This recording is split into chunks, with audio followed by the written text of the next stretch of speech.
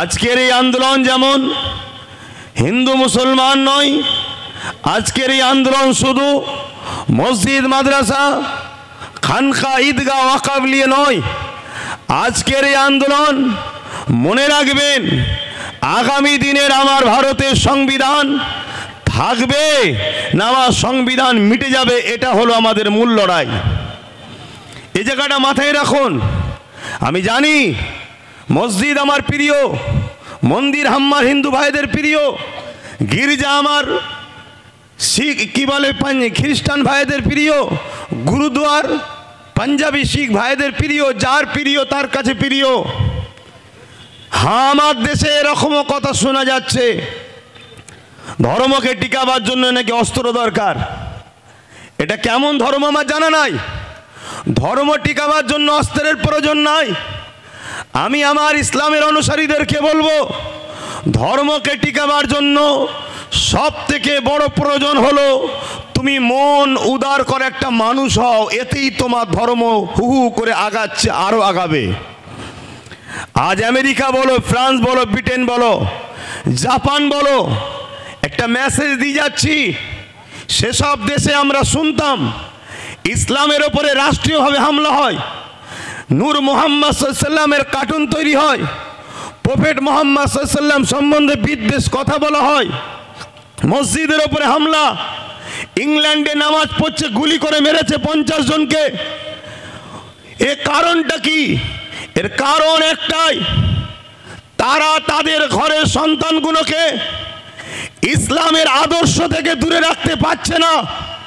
তারা তাদের ঘরের সন্তানগুলোকে হযরত প্রফেট মুহাম্মদ সাল্লাল্লাহু আলাইহি সাল্লাম জিনা সম্বন্ধে সৃষ্টিকর্তা বলছে ইন্নাকা লাআলা খুলুকিন আযীম, সেই উত্তম চরিত্রওয়ালা মহামানবের প্রেম থেকে দূরে রাখতে পারছে না। অর্থাৎ তাদের ঘরে শিক্ষিত এডুকেটেড পারসনস, যুবক যুবতীরা দলে দলে দলে দলে ইসলাম কবুল করছে, প্রফেট মুহাম্মদ সাল্লাল্লাহু আলাইহি সাল্লামকে মেনে নিচ্ছে। তাই তারা আতঙ্কে ভয়ে বারবার ইসলামের উপরে আঘাত, কোরআনের উপরে আঘাত, রাসূলের উপরে আঘাত, দ্বীনের উপরে মিথ্যা প্রচার মিডিয়া মাধ্যম দিয়ে তারা করছে। এরপরেও কিন্তু আগামী সমীক্ষা বলছে আগামী 40 থেকে 45-এর মধ্যে ইউরোপ দুনিয়া পুরো মুসলমানদের কবজাতে আসছে, তাদের সমীক্ষা বলছে। কেন? তাদের প্রেসিডেন্ট তো মুসলমান নয়, তাদের রাষ্ট্রপতি তো মুসলমান নয়, তাদের প্রশাসনের ক্ষমতা মুসলমানের হাতে নয়, তাদের চেয়ারপারসন সব জায়গার মুসলমান তো নয়। তারপরও 40 বছর পর 2040-এ তাদের সমীক্ষা, তাদের যে পূর্ব ব্রিটেন সহ পশ্চিমা দুনিয়া এমন করে মুসলিমদের ক্ষমতা, মুসলিম সংখ্যা, মুসলিমদের জন্য এই ক্ষমতা হাতে উঠে যাচ্ছে। কারণ কি? তাদের ঘরে শিক্ষিত যুব সমাজ, শিক্ষিত কন্যা সমাজ গুগলকে সার্চ করছে পৃথিবীর শ্রেষ্ঠ মহামানবকে। গুগল বলছে প্রফেট মুহাম্মদ রাসূল সাল্লাল্লাহু আলাইহি সাল্লাম। গুগল হলো তাদের তৈরি, তারা রাসূলের জীবনী পড়ছে, নবীর অর্থনীতি, সমাজনীতি, পরিবার নীতি, রাষ্ট্রনীতি, এডুকেশন নীতি, ধর্মনীতি, মানববন্ধন নীতি, সম্প্রীতির নীতি, মনুষ্যত্বের নীতি তারা দেখে আমার নবীর ওপরে ফিদা হচ্ছে, দিবানা হচ্ছে। তারা দলে দলে দলে দলে প্রফেট মুহাম্মদ রাসূলকে মেনে নিচ্ছে। এটা দেখে তারা আতঙ্ক। তাই আজকে মনে রাখবেন, আজকে আমাদের যে আন্দোলন, নিশ্চয়ই আপনারা দেখছেন পিছনে লেখা আছে ওয়াকফ বাঁচাও, দ্বিতীয় লেখা আছে ওবিসি সংরক্ষণ বাঁচাও, 3 নম্বর লেখা আছে মাদ্রাসা শিক্ষা বাঁচাও। আমি বড় শ্রদ্ধার সাথে বলছি, এই যে কথাগুলো বলছি, ডক্টর বাবা সাহেব আম্বেদকরের রচিত সংবিধান আমাদেরকে বলার পাওয়ার দিয়েছে। নিশ্চয়ই আপনারা জানেন 6 ডিসেম্বর 1992 বাবরি মসজিদকে একদল অশুভ শক্তি ধ্বংস করেছে। এর পিছনে কারণটা কি জানেন? এই দিনটা কেন নিল 1992 6 ডিসেম্বর? এই 6 ডিসেম্বরটা কেন নিয়েছিল জানেন? এই 6 ডিসেম্বর হচ্ছে ডক্টর বাবা সাহেব আম্বেদকরের জন্মদিন। পুরো ভারতের মানুষ বাবা সাহেব আম্বেদকরকে, সে মুসলিম হোক, দেশপ্রেমিক হিন্দু হোক, আদিবাসী হোক, দলিত হোক, সাঁওতাল হোক, খ্রিস্টান হোক, যে কোনো ধর্মের সঙ্গে তার সম্পর্ক থাকুক, ডক্টর বাবা সাহেব আম্বেদকরকে সবাই শ্রদ্ধা করে। আমি একজন পীরজাদা হিসাবে, খানদানের রসুল হিসাবে আমিও ডক্টর বাবা সাহেব আম্বেদকরকে শ্রদ্ধা করি। কেন? তিনি আমার দেশের জন্য চলার একটা সুন্দর ব্যবস্থা করেছে, যেখানে সবার সমান অধিকার দিয়েছে। তাই সেই ডক্টর বাবা সাহেব আম্বেদকরের এই 6 ডিসেম্বর জন্মদিন ছিল। এই দিনটাকে পুরো ভারতের মানুষ বড় আনন্দের সাথে, গরিমার সাথে ডক্টর বাবা সাহেবের স্মৃতি উদযাপন করত বিভিন্ন কর্মসূচি নিয়ে। তাই বড় প্ল্যান করে ব্রিটিশদেরই চরেরা আমার দেশের মধ্যে যারা গাদ্দার আছে, এই দিনটাকে এমন একটা অঘটন ঘটালো, যেটা হলো ঐতিহাসিক 550 বছর আগেকারের বাবরি মসজিদের তলায় রাম মন্দিরের নামে বা রাম জন্মভূমির নামে সেই মসজিদটাকে শহীদ করে দেওয়া হলো। মূলত উদ্দেশ্য ওখানে রাম মন্দির বানানো, রামের জন্ম, এটা কিন্তু মূলত লক্ষ্য নয়। যারা এ কাজ করেছে তাদের সঙ্গে আমি চ্যালেঞ্জের সাথে বলছি, সাধারণ হিন্দুদের সঙ্গে হাজারো হাজারো মাইল দূরত্ব রয়েছে। হাজারো সাধারণ হিন্দু ভাইরা যেভাবে তারা নামকে ভালোবাসে, তাদের শ্রদ্ধা, তাদের বিশ্বাস, তাদের ভক্তি তাদের হৃদয়ে আছে। আজকে যারা বাবরি মসজিদকে শহীদ করেছে প্ল্যান মাফিক, তাদের কিন্তু সেভাবে ভক্তি ভালোবাসা নাই। কিন্তু এই দিনটাকে আঘাত দিল। মনে রাখবেন, আর একটা কথা বলে যাই, 1992টাকে কেন নেওয়া হয়েছিল? কেননা 1979-তে আমার ভারতবর্ষে মন্ডল কমিশনার বলে একটা কমিশন হয়েছিল। যেমন সাচার কমিশন, মন্ডল কমিশন একটা তৈরি হয়েছিল। সেই মন্ডল কমিশনে যারা তৈরি করেছিলেন, আমার শ্রদ্ধেয় হিন্দু ভাইয়েরা দূরে কাছে সোশ্যাল মিডিয়ায় যারা শুনছেন, মন দিয়ে শুনবেন। আমি মসজিদ মাদ্রাসার জন্য চিল্লাতে শুধু আসিনি, হ্যাঁ আমার ধর্মের উপরে আঘাত এলে কথা বলবো, সেটা সংবিধানের ভেতরে থেকেই কথা বলবো। তবে কিন্তু জানিয়ে দিই, কেন্দ্র জালিম সরকারকে মনে রেখে দেবে, আব্রাহা বাদশাহ শক্তি নিয়ে, হাতি নিয়ে, ঘোড়া নিয়ে, বিরাট সৈন্য নিয়ে আল্লাহর ঘর কাবাকে মিটাতে এসেছিল। আমার আল্লাহ আবাবিল পাখি পাঠিয়ে আব্রাহা বাদশার নাম নিশানাকে মিটিয়ে দিয়েছে। সময় থাকতে থাকতে কেন্দ্র সরকার পরিবর্তন হও, শুধরে যাও, নাই তোমারও দশা ওই রকম হবে। তুমি যে জায়গায় পাল্লা দিতে যাচ্ছ, তুমি জানো না মহান সৃষ্টিকর্তার পাওয়ার কত? তিনিই তো তোমাকে সৃষ্টি করেছে, আমাকেও বানিয়েছে। মনে রাখবেন, নমরুদ যখন খোদার সঙ্গে পাল্লা দিতে গেল, আপনারা সবাই জানেন, একটা খোঁড়া মশা পাঠিয়ে নমরুদের রাজ ক্ষমতা শেষ হয়েছে এবং তার নাম নিশানাকে মিটিয়ে দিয়েছে। একটা বিষয় কিন্তু এখানে মজার, আল্লাহ সৃষ্টিকর্তা সবসময় বড় পাওয়ারকে খতম করার জন্য ছোট ছোট মখলুককেই কিন্তু ব্যবহার করেছে, দুনিয়াকে বুঝিয়ে দিয়েছে এদের জন্য আমার ছোট মখলুকই যথেষ্ট। বলুন সুবহানাল্লাহ। তো আমার যেটা বলার উদ্দেশ্য, প্রত্যেকটা হিন্দু ধর্মের, বর্ণের, ভাষার মানুষকে শ্রদ্ধা জানিয়ে বলছি, আপনারা জানেন 1992 সালে কেন এই বাবরি মসজিদকে শহীদ করা হলো? কেন এই সময়টা টার্গেট করা হলো? 1989, 79 বা 80-তে এই মন্ডল কমিশন প্রকাশ হয়েছিল, যার মধ্যে যারা এই কমিশন করেছিল তিনারা বলতে চেয়েছিল হিন্দু সমাজের মধ্যে যারা পিছকে বর্গের রয়েছে তাদের অবস্থা খুবই খারাপ, তাই তাদের বিকাশের জন্য, তাদের উন্নতির জন্য, তাদের এগিয়ে আসার জন্য সংখ্যা অনুপাতে একটা কোটা তৈরি করতে হবে, 27% সংরক্ষণ দিতে হবে চাকরিতে।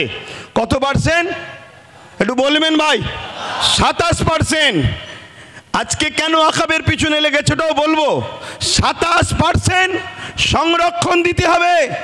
27% সংরক্ষণ কাদের দিতে হবে? হিন্দু সমাজের পিছকে বর্গে যারা রয়েছে সেই শ্রেণীর মানুষকে, যাতে মূল স্রোতে সর্বদিক দিয়ে উঠে আসতে পারে। কিন্তু এই বিষয়টা আরএসএস সংঘ পরিবার পছন্দ করলো না, তাই বড় প্ল্যান মাফিক আমার হিন্দু ভাইদেরকে এই যে 27% সংরক্ষণ থেকে মাইন্ড থেকে ডাইভার্ট করার জন্য 1992 ধর্মের সুশ্রুতি দিয়ে বাবরির ওখানে রামের জন্মভূমি, যে যা ধর্মকে ভালোবাসে, তাই হিন্দু ভাইয়েরা রামের ভালোবাসায় যাতে ওদের 27%-এর কথা ভুলে গিয়ে ধর্ম ধর্ম ধর্ম রাম রাম করে ছুটে বাবরিকে ভাঙতে যায়, যাতে করে 27%-এর কথা ভুলে যায়। কিভাবে পরিকল্পনা চলছে আমার হিন্দু ভাইয়েরাও শোনেন। আজকে কেন্দ্রে বিজেপি সরকার 2014 থেকে আসার পর বলুন আমার হিন্দু ভাইদের জন্য কটা চাকরির ব্যবস্থা করেছে। আজকে রেলকে বিক্রি করে দিল। রেলে হকারি করে কারা? 100-র মধ্যে 95টা হিন্দু ভাইরা। আজকে এলআইসিকে বিক্রি করে দিল। এলআইসি চাকরি করে কারা? 100-র মধ্যে 100টাই হিন্দু ভাইরা। কেন? এলআইসি সুদ আমাদের জন্য হারাম, মুসলমান করে না। আজকে এয়ারপোর্ট বিক্রি হয়ে গেল, দেশটাকে অর্ধেকের বেশি বিক্রি করে দিয়েছে। কিন্তু এতদিন ধরে পাকিস্তান পাকিস্তান পাকিস্তান দেখি আমার সরল প্রাণ ভারতীয় হিন্দুদের ভোটকে লুটেছে। পাকিস্তান আর খাচ্ছে না, তাই নতুন করে এখন বাংলাদেশ বাংলাদেশ বাংলাদেশ, এটা একটা সাজানো নাটক চলছে। আমি হিন্দু ভাইদেরকে শ্রদ্ধার সাথে বলছি, তোমরা আমার ভাই, আমিও তোমাদের ভাই। এদেশ তোমাদের যতটা, এদেশ শিখ পাঞ্জাবি সবার যতটা, তোমার এই ভাইয়ের এদেশে অধিকারও ততটা। আজকে বলুন আমার হিন্দু ভাইরা দূরে কাছে যেখানেই আছেন, আর আপনারাও শুনুন, ভ্রাতৃত্ব তৈরি করুন, মানববন্ধন তৈরি করুন, উত্তম আখলাক তৈরি করুন, উত্তম আদর্শ তৈরি করুন, ধর্ম হৃদয়ে রাখুন। বাইরে আপনি মানুষ, এই মানুষের পরিচয় নিয়ে চলুন। ধর্ম বাইরে নেবেন না। ধর্ম বাজারে ঘোরার জিনিস নয়, ধর্ম মার্কেটে নিলাম করার জিনিস নয়, ধর্মে হই হই করার জিনিস নয়। ধর্ম তো আস্থার জিনিস, ধর্ম তো ভালোবাসার জিনিস, ধর্ম নিলামে তোলার জিনিস নয়, ধর্ম কম্পিটিশনের জিনিস নয়। ধর্ম বাঁচাবার জন্য তরোয়াল অস্ত্র লাগে না। ধর্ম বাঁচাবার জন্য তোমার একটা ভালো মন, ভালো হৃদয় দরকার, যে হৃদয়ে তোমার ধর্মটা বাঁচবে। আজকে বড় দুঃখের সাথে বলতে হয়, ইউক্রেন আর রাশিয়ার যখন লড়াই হচ্ছিল, আমাদের সাহেব, বুঝতে পারছেন তো নাকি, আমাদের সাহেব ওই গুহার মধ্যে ক্যামেরাওয়ালা খেলি যে নিলাম করে দেখছিলেন, বুঝতে পারছেন না? আমাদের সাহেব ফোন করেছে নাকি ইউক্রেন আর রাশিয়ার যুদ্ধ বন্ধ হয়ে গেছে। সামান্য একটা ছোট্ট দেশ বাংলাদেশ, ও দেশে যদি আমার হিন্দু ভাইদের উপরে জুলুম হয়, তাহলে আপনি কি করছেন? পার্টি করছেন, পিকনিক করছেন, না হালো বিছানার উপরে ঘুমিয়ে আছেন? কেন আপনি বন্ধ করতে পারছেন না? আপনি যদি ইউক্রেন রাশিয়ার যুদ্ধকে বন্ধ করতে পারেন, তাহলে আপনার পাশের দেশ কেন বন্ধ করতে পারছেন না? আমি আর একটা তথ্য বলে যাচ্ছি, আপনাদের ঘরেও বলছি এবং আমার হিন্দু ভাইদের ঘরেও বলছি। কেন এটা বলতে চাইছি? কেন দেশটাকে বাঁচাতে হবে, দেশটা বাঁচাতে হবে। দেশটা হলো একটা বট গাছ বা একটা যে কোনো গাছ। এই গাছটা বেঁচে থাকবে ততক্ষণ যতক্ষণ এর শিকড়গুলো সুরক্ষিত থাকবে, ঠিক না বেঠিক? এর শিকড়গুলো, এর একটা শিকড়ের নাম হিন্দু, একটা শিকড়ের নাম মুসলমান, একটা শিকড়ের নাম শিখ, একটা শিকড়ের নাম আদিবাসী, একটা শিকড়ের নাম দলিত, একটা শিকড়ের নাম সাউদি, কি বলে সাঁওতাল, বিভিন্ন এক একটা শিকড় সব কটাই গাছের জন্য কিন্তু মজবুত। যদি একটা শিকড় কেটে যায়, মূলত আমার দেশ অর্থাৎ গাছটা দুর্বল হবে, দেশটা দুর্বল হবে। আজকে হিন্দুর দরদ দেখাচ্ছে কেন্দ্র সরকার, বাংলাদেশ নিয়ে বড় মিডিয়া গরম করছে, বাংলাতে অশান্তি তৈরি করছে। কিন্তু আমি জানতে চাই, আমাদের পাশে নেপাল 95% হিন্দু, সেই দেশের সঙ্গে ভারতের সম্পর্ক ভালো নেই কেন? কেন্দ্র সরকারকে জবাব দিতে হবে। কথা বলুন, জবাবের দরকার আছে না নাই? তুমি যদি এতই হিন্দু দরদি সরকার হও, এতই যদি হিন্দুদের ভালোবাসো, তাহলে জবাব দাও। যখন ডোনাল্ড ট্রাম্প আহমেদাবাদ স্টেডিয়ামে উদ্বোধন করতে আসছিল, রাস্তার দুদিকে গরিব হিন্দুদের বাড়িগুলোকে যাতে ডোনাল্ড ট্রাম্প দেখে ফেলে, বড় পর্দার আড়াল করে দিয়েছিলে কেন? তারা কি মানুষ নয়? তারা গরিব হয়েছে বলে কি মানুষ নয়? মনে রাখবেন, এ সব রাজনীতির রুটি শাখার চক্রান্ত।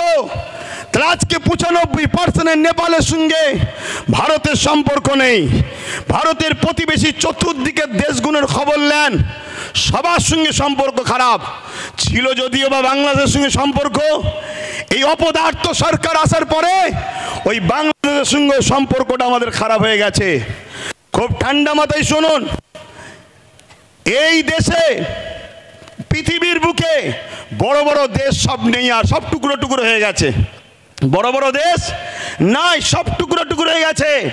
বড় দেশের মধ্যে আমার দেশ, আমার মাতৃভূমি, আমার হিন্দুস্তান একটা বড় দেশ আছে, আর একটা হলো চীন বড় দেশ আছে।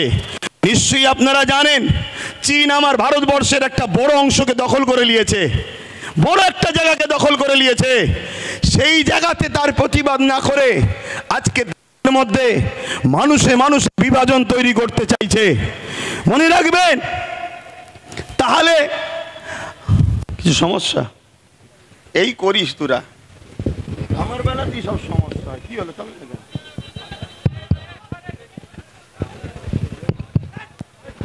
আস্তে আস্তে আস্তে এই ধৈর্য ধরতে হবে। ডিসিপ্লিন সব থেকে বড় জিনিস। এ লড়াই আজকে শেষ নাকি? নিশ্চয়ই আমি আওয়াজ দিয়েছি, শুনেছেন তো নাকি? হ্যাঁ, আমি এখান থেকে প্রকাশ্য বলে যাচ্ছি, এতে আমার হিন্দু ভাইয়েরা ভুল বুঝলে কিছু করার নেই। বাবরি মসজিদ ছিল, আছে, থাকবে। বাবরি মসজিদকে নতুন করে আমরা তৈরি করব, বলুন ইনশাল্লাহ, বলুন ইনশাল্লাহ। তবে বাবরি মসজিদ তৈরি করতে গিয়ে রাম মন্দির ভাঙতে লাগবে নাকি? না। কেন লাগবে না? যেখানে বাবরি মসজিদ ছিল ওখানে ফাঁকা আছে, ওখানে রাম মন্দির করেনি। এ তো বোকা বানিয়েছে আমার হিন্দু ভাইদের করে। শ্রদ্ধার সাথে বলছি ভাই, দুশ্মনের নজরে আমায় দেখুনি কেন? আমি ফ্রিডম ফাইটার পীর আবু বকর সিদ্দিকীর চতুর্থ প্রজন্ম, যিনি গান্ধীবাবুর সাথে, কি বলে, আশফাকুল্লাহ খানের সাথে, নেতাজির সাথে, ঈশ্বরচন্দ্র বিদ্যাসাগর, রবীন্দ্রনাথ টেগরের সাথে এক পিরিয়ডে বসে ব্রিটিশ তাড়াবার জন্য যারা লড়াই করেছিল, সেই পরিবারের সন্তান আমি। মনে রাখবেন আমি কি কথা বলছিলাম? এই যে বিছখানে ডিস্টার্ব হয়ে গেলে, হ্যাঁ কি কথা বলছিলাম? হ্যাঁ, চীন চাইছে ভারতকে টুকরো টুকরো করার। এদিকে পাকিস্তানও আছে, এও চাইছে ভারতকে, বলুন, টুকরো টুকরো করার। আর সেই টুকরো টুকরো করার ফাঁদে বা ইচ্ছা করে আমার কেন্দ্র সরকার কিন্তু সেই রাস্তায় নিয়ে যাচ্ছে দেশকে। আমাদের মধ্যে ঐক্যতা তৈরি করে, আমাদের মধ্যে ভ্রাতৃত্ব না তৈরি করে, আমাদের মধ্যে মিলবন্ধন না তৈরি করে, শুধু একটাই আওয়াজ তুলছে, যেটা আমার বাইজিদ আমিন ভাই বলছিল, পুরো দেশ জুড়ে হিন্দু খাতরে মে হ্যায়। আগামী 30-এ, আগামী 40-এ মুসলমান এই হয়ে যাবে, মুসলমান ওই হয়ে যাবে, হিন্দু থাকতে পারবে না, এ থাকতে পারবে না। শুধু বলছে হিন্দু খাতরে মে হ্যায়। শুনুন আমার হিন্দু ভাইরা, দেশের প্রধানমন্ত্রী হিন্দু, স্বরাষ্ট্রমন্ত্রী হিন্দু, রাষ্ট্রপতি হিন্দু, প্রত্যেকটা রাজ্যের CM Hindu, DM Hindu, BDO Hindu, জজ কোর্টের মেন যারা বিচারপতি তারাও হিন্দু, সেনাপ্রধান হিন্দু, সব জায়গায় হিন্দু থাকার পরেও যদি হিন্দু খাতরেমি হয়, হিন্দু ভাইদের আন্দোলন করা দরকার। তোদের মতো হিন্দুকে রেখে লাভ নাই, দেশের প্রধানমন্ত্রীগুলো মুসলমানকে করবো আমরা। সব জায়গায় তোরা, সব জায়গায় তোরা, তারপরেও বলছে আমরা খাতরাই। তো তোদের মতো হিন্দু প্রধানমন্ত্রী দরকার নেই, তোদের মতো হিন্দু স্বরাষ্ট্রমন্ত্রী দরকার নেই। আমরা দরকার এপিজে আব্দুল কালামের মতো মুসলমানকে প্রধানমন্ত্রী তৈরি করব, মৌলানা আব্দুল কালামের মতো প্রত্যেকটা রাজ্যে সিএম বানাবো। এটা আমার হিন্দু ভাইদের, মুসলিম ভাইদের, সব ভাই আমার দেশকে বাঁচাবার জন্য আওয়াজ তোলা দরকার আছে না নাই? শুধুমাত্র একটা ড্রামা, শুধু একটা নাটক, একটা তো কিছু খোরাক দরকার। 26-এ ভোট আসছে, খোরাক তো দরকার। সেই খোরাকের নতুন খোরাক কি না, ওয়াকফকে আমি 2024 ওয়াকফ অ্যাক্ট সংশোধন করব। কি জন্যে করবেন না, মুসলমানরা বড় বিপদে আছে, ওদের ওয়াকফে বড় সমস্যা হচ্ছে। আপনি ঠিক বলেছেন, এই পর্যন্ত শুনছেন তো, এ পর্যন্ত আপনি ঠিক বলেছেন, কিন্তু আপনার ঠিক কথার মধ্যে নিয়তটা কিন্তু ভালো নাই। আপনার নিয়ত ভালো নয়। আপনার নিয়ত কি? ওয়াকফ সংরক্ষণের নামে পীর আব্বাস আলী গোরা চাঁদ রহমাহুল্লাহ হুজুর যিনি এই এখানে লোহা তারেতে লোহা বেড়াতে জানেন না চাপা ফুল ফুটিয়েছিলেন, তাই এটা চাপাতলা। কথা বুঝে আসছে? সেই পীর বেড়া চাপা, বেড়া চাপা মানে বেড়ার ওপরে চাপা ফুল, বেড়া চাপা। সেই পীর আব্বাস আলী গোরাচাঁদ রহমাহুল্লাহ, তিনার 900 বিঘের ওপরে জায়গা ছিল। 77 বছর ধরে যত হুকুমত আমার পশ্চিমবাংলায় এসেছে, দুঃখ নেবেন না, সত্যটাকে একটু জানুন, তারপরে পছন্দ হয় নেবেন, না পছন্দ হয় না নেবেন। কিন্তু শোনার আগেই কেন খেপে যাচ্ছেন? 900 বিঘে জায়গাকে 77 বছর ধরে একটু একটু একটু খেতে খেতে আজকে সেই জায়গাটা দাঁড়িয়েছে মাত্র 92 শতক। কত বিঘে জায়গা বলবেন তো? 900 বিঘে। 900 বিঘে জায়গা আমার রাজ্যের হিসাব দিচ্ছি, তাহলে বুঝবেন কেন্দ্র হঠাৎ করে বিল কেন করতে চাইছে। সেটা দাঁড়িয়েছে কত? 900 বিঘেটা দাঁড়িয়েছে 92 শতক, কিছু কম 3 বিঘে। কথা বুঝলেন? 900 বিঘের থেকে বেঁচে আছে কিছু কম 3 বিঘে।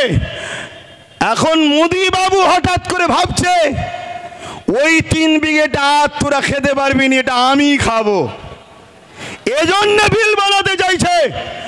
যদি মুসলিমেরই সংরক্ষণ দরকার, তাহলে হাজার লক্ষ বিঘে হিন্দু ভাইদের দেবত্ব সম্পত্তি আছে, সেই দেবত্ব সম্পত্তি থেকে হিন্দু ভাইদের বিকাশ করুন, হিন্দু ভাইদের শিক্ষার ব্যবস্থা করুন, হিন্দু ভাইদের রুজি রুটি থাকার ব্যবস্থা করুন। আদিবাসী ভাইদের জল জঙ্গলের সম্পদ কর্পোরেশনরা লুটে লুটে বড় বড় বিল্ডিং তৈরি করে ফেলছে।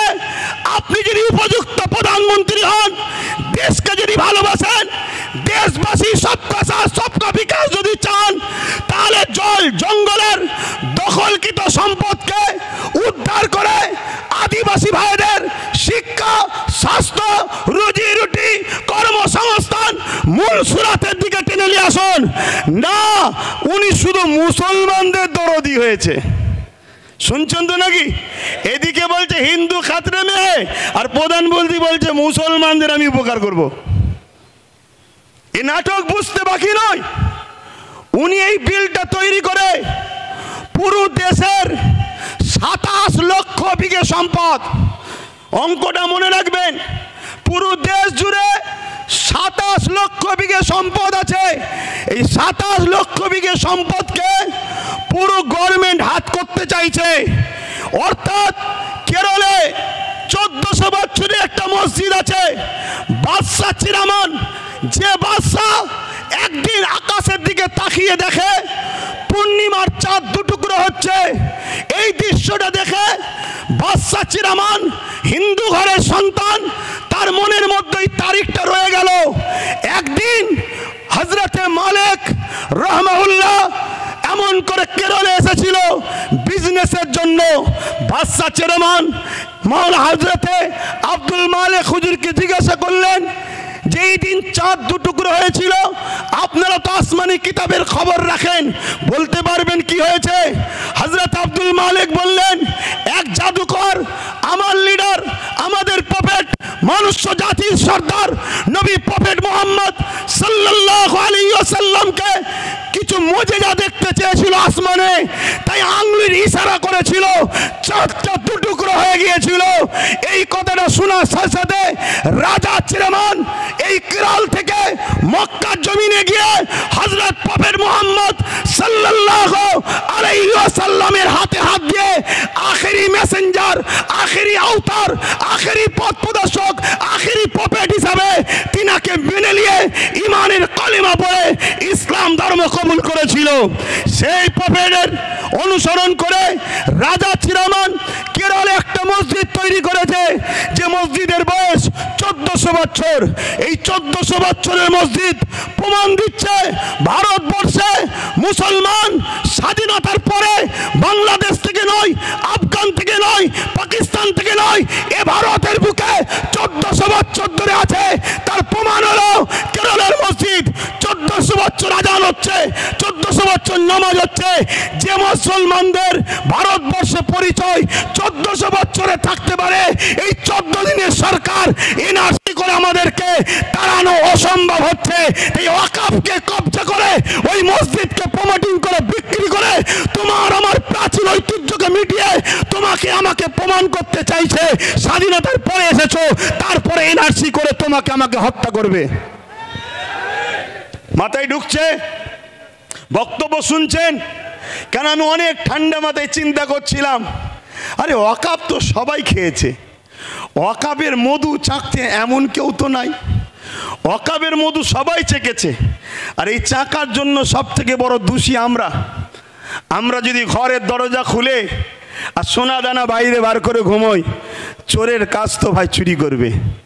তা আমরা সারা জীবন একে বাপ বললাম, ওকে বাপ বললাম, তাকে বাপ বললাম, সবাইকে মাথায় তুলে দিলাম। তাই যেই উঠেছে সেই আমাদের ওয়াকফকে চেকেছে। তো হঠাৎ করে ইনি বিল পাস করতে চাইলো কেন, এই প্রশ্নটা আমার মাথায় খটকা দিয়েছে। আমি রিসার্চ আমার ক্ষুদ্র জ্ঞানে চিন্তা ভাবনা করে আমি যেটা দেখলাম, একটা মসজিদ আছে 1300 বছর বয়স গুজরাটে। এভাবে ভারতবর্ষ জুড়ে হাজার হাজার বছর ধরে ঐতিহ্যের মসজিদ, কবরস্থান, মাদ্রাসা, খানকা, দরগা প্রমাণ দিচ্ছে এ ভারতবর্ষে মুসলমান হাজার হাজার বছর ধরে আছে।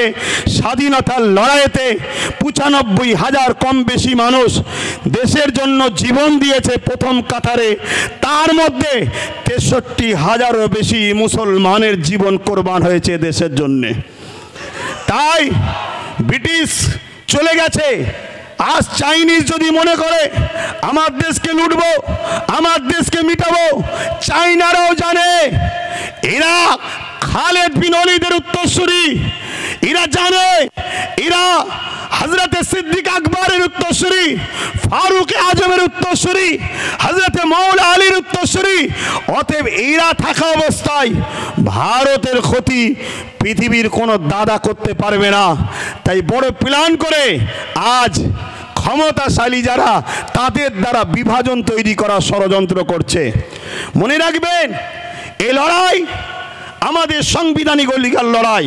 আমার আগে বাইজিৎ ভাই বলছিলেন 1947 আইন তৈরি হয়ে গেছে ভারতবর্ষে। আজকের দিন থেকে যেটা মন্দির মন্দির থাকবে, যেটা মসজিদ মসজিদ থাকবে, যেটা গির্জা গির্জা থাকবে, ওখানে তুমি হাত আর দিতে পারবে না।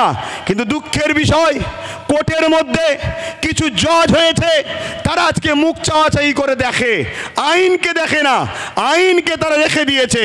তাই বোম্বাইয়ের এক মসজিদে সার্ভের নামে নোটিশ যেই দিয়েছে, 1.5 ঘন্টার মধ্যে নোটিশ ধরিয়ে দিয়েছে সার্ভের। সেই সার্ভে করতে গেল, মসজিদ কমিটি হেল্প করলো, সার্ভে হয়ে গেল। পরের দিন সকালবেলা সকাল 6টায় আবার গেছে। কেন? গতকাল তো সার্ভে করলেন, আবার আজকে আসছেন কেন? না, একটা অশান্তি লাগাতে হবে, একটা ফিতনা লাগাতে হবে। গতকালকে হয়নি, ওই অশান্তি হলো। সেই অশান্তিতে প্রশাসনের গুলিতে 5টা নিরীহ ভারতীয় জীবন চলে গেল। তার মধ্যে 17 বছরের একজন যুবক, সে গরিব, খেলনা বিক্রি করছিল, তার বুকে যে গুলি লাগলো সেও মারা গেল। এটা হলো আজকের ডিজিটাল ইন্ডিয়া আমার মোদি সাহেবের। আজকে মনে রাখবেন, এই চক্রান্ত পুরো দেশ জুড়ে করছে। এর পিছনে কিন্তু আমাদেরও অন্যায় আছে না নাই?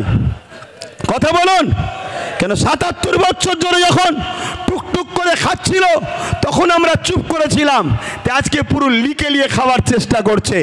সমাজের বুকে একটা মিডিয়া মাধ্যমে প্রচার হচ্ছে, কিরকম মিথ্যা প্রচার একদল মিডিয়া করছে। দেখুন কি প্রচার করছে। 1995 একটা আইন হয়েছিল, সেই আইনে নাকি আছে মুসলমান 4-5 জন যেখানে দাঁড়াবে, দাঁড়িয়ে বলবে এটা আমার, সেটা ওয়াকফ হয়ে যাবে। শুনছেন? আচ্ছা, এটা কখনো হয়? এটা কখনো হয়? এভাবে সমাজের মধ্যে বিভাজন তৈরি করছে। আরেকটা কথা মনে রাখবেন, আমার ভারতবর্ষের 140 কোটি মানুষের মধ্যে 100 কোটি মানুষ হলো অশিক্ষিত, তাদের পেটে বিদ্যা নেই। এ বিদ্যা দেওয়া হয়নি ইচ্ছা করে। তাদেরকে ইতিহাস পড়ানো হয় না। তাদেরকে যদি ইতিহাস পড়ানো হতো তাহলে তারা বাবর, আকবর, হুমায়ুন এ দেশের জন্য কি করেছে সেটা জানতে পারত। অবশ্যই বাবর, আকবরের সাথে আমার কোনো সম্পর্ক নেই, কেন তারা ছিল রাজনীতির নেতা, আমরা ধর্মগুরুর লাইনের মানুষ। তাই বলে যায় তারা মিথ্যা প্রচার করছে বাবর, আকবর, হুমায়ুন নাকি মন্দির ভেঙে মসজিদ তৈরি করেছে। আরে শিক্ষা অর্জন করুন, জানুন, না জানলে জেনে নিন। যেখানে অন্য কারো সাধারণ জায়গা থাকবে, মন্দির তো অনেক দূরের কথা, সাধারণের একটা জায়গা আছে, ওই জায়গাকে কেউ যদি জোর করে মসজিদ করে ওইখানে নামাজ হবে না। কেন জোর করে ধর্ম হয় না, জোর করে গুন্ডাগিরি হয়। ধর্ম আর গুন্ডাগিরি দুজনে একে অপরে কখনো এক হতে পারে না। কিন্তু আজকে এইভাবে আমার দেশের একটা সমাজকে ভুল বুঝিয়ে দেশের মানুষের মধ্যে বিভাজন লাগিয়ে দিল। এটাই হলো আজকে কেন্দ্র সরকারের একটা ষড়যন্ত্র। এর বিরুদ্ধে আমাদের সংগ্রাম সোচ্চার হওয়া দরকার আছে না নাই? তাহলে ওয়াকফ বাঁচাবার জন্য লড়াইয়ের দরকার আছে না নাই? হাত তুলে বলুন, লড়াইয়ের দরকার আছে না নাই? একদিকে যেমন ওয়াকফ বাঁচবে, অপরদিকে সংবিধানের ঐতিহ্যটা বাঁচবে। হাত লম্বা করে তুলুন, দরকার আছে না নাই? এই একটা মিটিং করে দিলেই কি হয়ে যাবে? কথা বলেন, একটা মিটিং করে দিলেই হয়ে যাবে? এই বাঁচাবার পন্থা আছে, হাত নাবান, বাঁচাবার পন্থা আছে। যেভাবে আমরা আন্দোলন করছি গণতান্ত্রিক প্রক্রিয়ায়, এই আন্দোলনকে আরো বাড়াতে হবে। কি বাড়াতে হবে না হবে না? এইটা প্রতিটা জায়গায় করে করে আমার ভাই বলছিলেন যে আব্বাস সিদ্দিকী ভাই, অনেকে বলছে যে এত দেরিতে নামলো কেন? না বন্ধু, যখন তুমি কিছু জানতে না ঘুমোচ্ছিলে তখন ওয়াকফ সিগনেচার হয়েছিল, ভোটাভুটি হয়েছিল। সেই সময়ে কোনো দাদা, কোনো মুফতি মাওলানা কেউ নিজের বাড়ি ক্যাম্প তৈরি করে মানুষের ফরমে সই করায় না, সেটা আব্বাস সিদ্দিকী করেছিল। শুনে রাখো, তাতে ভোটাভুটি সিস্টেমে 50 লক্ষ লোকের স্বাক্ষর চেয়েছিল, সেটা 3.5 কোটির ওপরে লোকের স্বাক্ষর হয়েছিল। সেটা আমি আমার বাড়িতে ক্যাম্প তৈরি করে মানুষকে দাওয়াত দিয়ে খাইয়ে সই করিয়েছিলাম যে ওয়াকফের বিরুদ্ধে সই করো, যে আমরা ওয়াকফ বিল চাই না, আমাদের যেটা আছে সেটাই থাক। বুঝে আসছে? দ্বিতীয় নম্বর কথা শোনো, আজকে এইখানেই শুধু শেষ করে দিলে হবে না, প্রতিটা জায়গায় করে করে, প্রতিটা জায়গায় আন্দোলন করে করে আমাদেরকে পশ্চিম বাংলার রাজধানী কলকাতায় যেতে হবে। প্রয়োজন হলে আমরা ব্রিগেড যাব। আপনারা প্রস্তুত আছেন? হাত তুলে বলুন, প্রস্তুত আছেন? প্রস্তুত আছেন? হাত নাবান। ওই কে কে আসবে প্রশ্ন করবেন না, কে কে আসবে প্রশ্ন করবেন না। আমি একা থাকবো, সঙ্গে আওলাদে আল্লামা থাকলে অসুবিধা আছে আপনাদের? হাত তুলে বলুন, অসুবিধা আছে? কেন? আমরা জানি ইতিহাসের পথে সাক্ষী দিচ্ছে, যতবার আমরা লড়াই করেছি, সংগ্রাম করেছি, সংখ্যা বেশি হলে আমরা জিতিনি, আমরা সংখ্যা কমে জিতেছি। সংখ্যা বেশি হবে আর তার মধ্যে যদি মুনাফেক ঢুকে যায় তাহলে আমাদের হার কিন্তু অনিবার্য, হারতেই হবে। কেন? মুনাফেক তোমার ঘরের ঘাঁটি টাটি প্ল্যান সব জানিয়ে দেবে। কেন? আমরা তো দেখছি ঠিক এমনই জিনিস হচ্ছে। কটায় আজান হবে? টাইম আছে? তার টাইম আছে, আর 5 মিনিট বলবো? একটু সবাই সাক্ষী দেন, কেন কাজ কাম ছেড়ে এসেছেন। 5 মিনিট, হ্যাঁ, একটু মন দিয়ে শোনেন। আমরা তো দেখছি সেই প্রবাদ বাক্য আছে না, পাড়ায় চোর পড়েছে, সবাই বেরিয়ে পড়েছে, চোর ধরো, চোর ধরো, চোর ধরো। আর চোরও ওই বিষখানে ঢুকে বলছে চোর ধরো, চোর ধরো, চোর ধরো, বলছে না? বলে নে।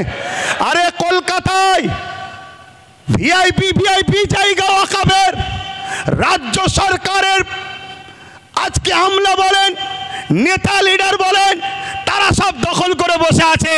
তারা আবার ময়া কাঁদা নেবে, কাঁদছে মুসলমান, চিন্তা করেনি আমরা তোমাদের ওয়াকফ বাঁচিয়ে দেবো। আচ্ছা বলুন, এটা কি ধোঁকা নয়? কথা বলেন, ধোঁকা না? ধোঁকা নয়। কেন? আমরা নাম ধরে বলতে পারি, কালীঘাটে টিপু সুলতানের সন্তানের মাজার রয়েছে, তার কবরের ওপরে দোকান হয়ে গেছে, ওটা ওয়াকফের জায়গা। আমি বললাম না আপনাদের পীর গোড়াচাঁদ আব্বাসী হুজুরের 900 বিঘে জায়গা আজকে হয়ে দাঁড়িয়েছে কত? 92 শতক। তাহলে এই লড়াইটা করতে হবে, কিন্তু এই লড়াই কোনো গাদ্দার মুনাফেককে নিয়ে নয়। এই লড়াই আমরা সংগঠিত হব, প্রকৃত যারা সংবিধানকে ভালোবাসে, প্রকৃত যারা ইমানদার, আমরা সংগঠিত হয়ে এই লড়াই শুরু করেছি। ইনশাআল্লাহ এই লড়াইয়ের শেষ ইনশাআল্লাহ আমরা করেই দেখাবো, বলুন ইনশাআল্লাহ। আর একটা ছোট্ট নমুনা দিয়ে যাচ্ছি, এই নদী পার হলেই উপারে চুচুড়ায় একটা মসজিদ আছে, মাদ্রাসা আছে হাজার বছরের, যারা আজকের বাজার 10-20 হাজার কোটি টাকা, সেই সম্পদে তালা মেরে দিয়েছিল আজকের যিনি সরকার রয়েছে কেন্দ্রে, এই রাজ্যে তালা মেরে দিয়েছিল। অনেকে আন্দোলন করেছে, খুলতে পারে না, অনেকে আন্দোলন করেছে, খুলতে পারে না। মাত্র 12 থেকে 15 হাজার যুবক নিয়ে আহলে সুন্নাত ওয়াল জামাত আন্দোলন করেছিল, তালা খুলে আসর মাগরিবের নামাজ পড়ে সেখান থেকে এসেছিলাম আমরা। কারণ ইমানদার কখনো হুকুমতকে ভয় করে না, ইমানদার সৃষ্টিকর্তাকে ভয় করে, ইমানদার বোমকে ভয় করে না, কামানকে ভয় করে না, বন্দুককে ভয় করে না, শাসকের রক্তচক্ষুকে ভয় করে না। ইমানদারের হৃদয়ে আল্লাহর ভয় রয়েছে। তাই যখন আমরা 4টে পর্যন্ত পারমিশন ছিল, 4টে পার হচ্ছে, আমরা দাবি রেখেছি নামাজ পড়বো, তারপরে ঘরে যাব, আর নাই খাটিয়া করে যাব। তখন র‍্যাব না বাচ্চে, র‍্যাব ভয় দেখাচ্ছে, র‍্যাব না বাচ্চে। আমি মাইকে বলেছিলাম আজ আমরা 14-15 হাজার র‍্যাব নিয়ে বিয়ে পিটবে, সংবিধান বিরোধী কাজ করবে, কাল থেকে যেখানে পাবো সেখানে আমরাও পিটিয়ে দেখিয়ে দেবো। এ দরকার আছে না নাই? আমরা কি এদেশে জন্ম হয়েছি শুধু লাঠি খাবার জন্য, মার খাবার জন্য, ভিক্ষা লিবার জন্য?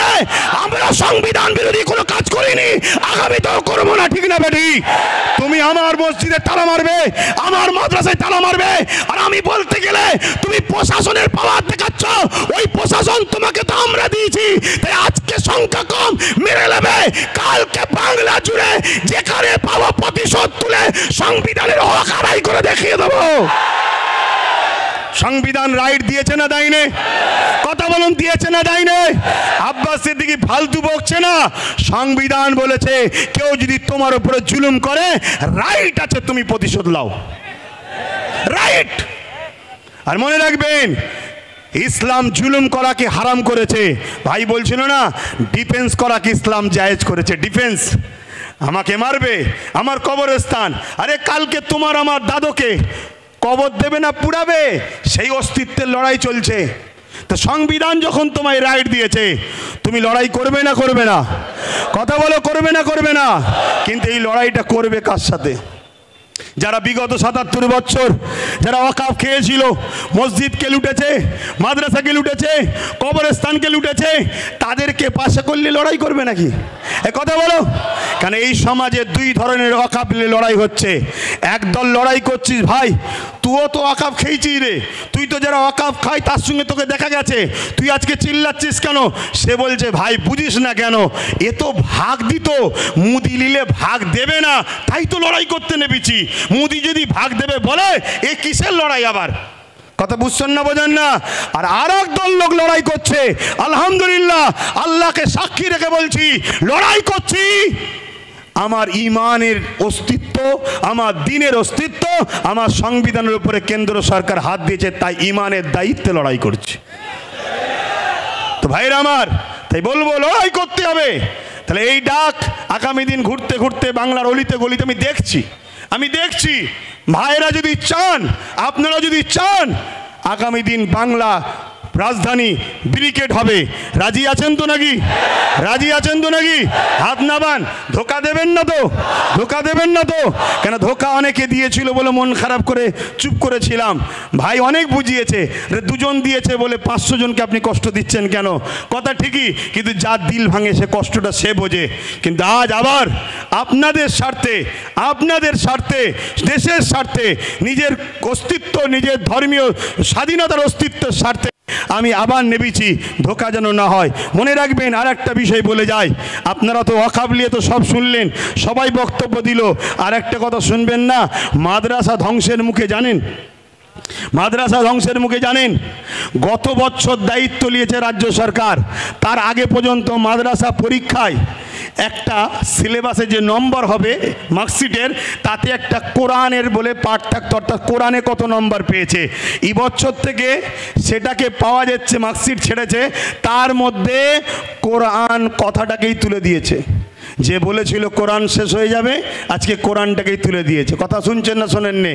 আপনাদেরকে এই কথা শুনে কষ্ট হচ্ছে নাকি? অনেকে ভাবছে এই সময়ে মোদিকে বিরুদ্ধে লড়তে গেলে দিদিকে তো দরকার।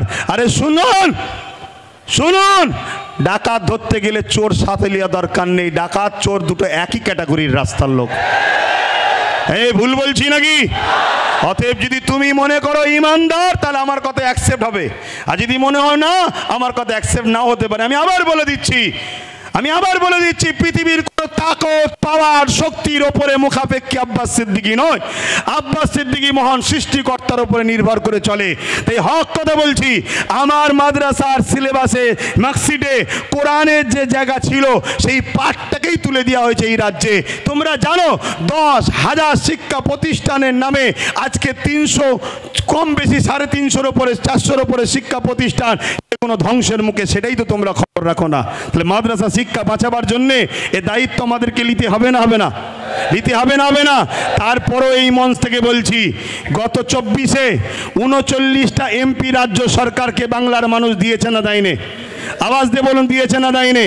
তারপরও বলছি, 39টা এমপিকে বাংলা সরকারকে রাজ্যের মানুষ দিয়েছে। 39টা এমপি এই ওয়াকফ বিলের বিরুদ্ধে যেদিন মিটিং হবে, সেদিন ওর ভেতর থেকে অকবাল নিয়ে পালালে হবে না, পুল বুক চিতিয়ে লড়াইয়ের নমুনা আমরা দেখতে চাইছি। ঠিক না বেটি? একটা সুযোগ আবার দিচ্ছি, ওই দিন যদি লড়াই ঠিকভাবে হয়, তাহলে জানবো একটু হয়তো শুভ বুদ্ধি হচ্ছে, তাহলে নতুন করে পরে ভাবা যেতে পারে, তাও ক্লিয়ার নয়। ঠিক না বেটি গো? কিন্তু আমরা দেখতে চাই। আওয়াজ দিয়ে বলুন, দেখার দরকার আছে না নয়? দেখার দরকার আছে না নয়? আমি বলেছিলাম, আজকে আমার কথা মনে পড়ছে না, পড়েনি, আমি বলেছিলাম যে চেয়ারের একটা পায়া দরকার, বলেছিলাম না? আজকে বলুন তো, পুরো দেশ জুড়ে যদি আমাদের গোটাকুড়ি যদি থাকতো, সেটা আমার কথা বলছি না, হ্যাঁ 29টা এমপি আমরা বাংলা থেকে দিয়েছি না দিইনি? কথা বলেন, আপনারা দিয়েছেন না দেননি?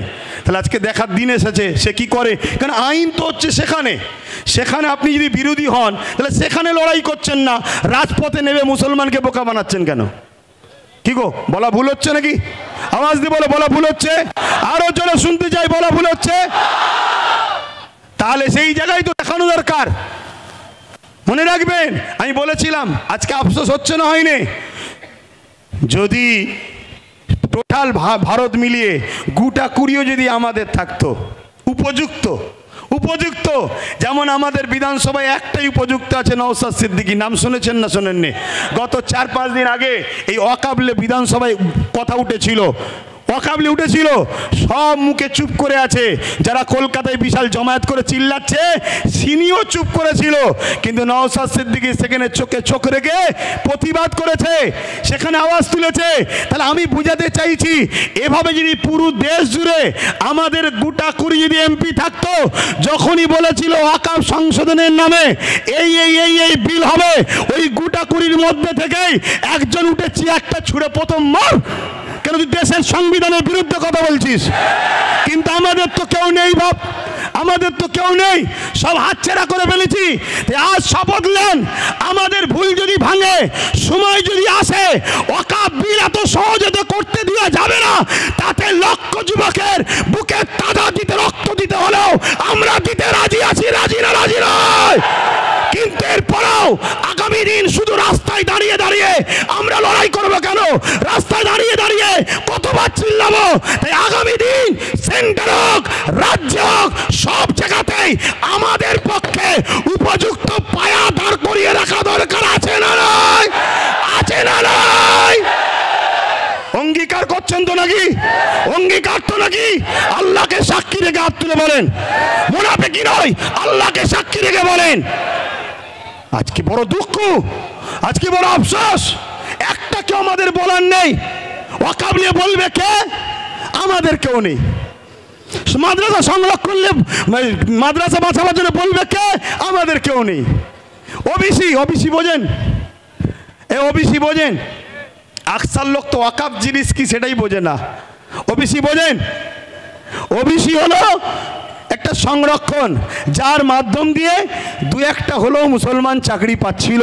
সেই ওবিসিটাকে বড় প্ল্যান মাফিক গোঁজামিল করে সংরক্ষণ দেওয়ার জন্য সেটা আজকে কেস হয়ে বন্ধ হয়ে যাওয়ার জন্য এবছরেই 400-র ওপরে মুসলিম ডাক্তার তারা বসতে আর পারল না পরীক্ষায়, তাদের লাইফটা বরবাদ হয়ে গেল এই ওবিসির কারণে। এগুলোকে আপনাদের জানতে হবে। তাই আমি শেষ করছি বক্তব্য।